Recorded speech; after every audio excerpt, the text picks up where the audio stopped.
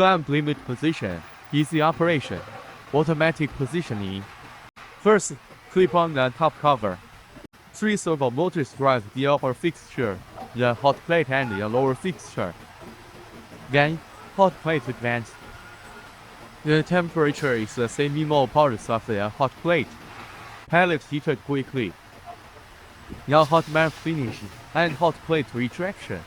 PLC parameters control reaction position. Product bonding. Finally, cooling and curing. Welding completed. Jigs need to be customized. Both small and large pellets can be welded.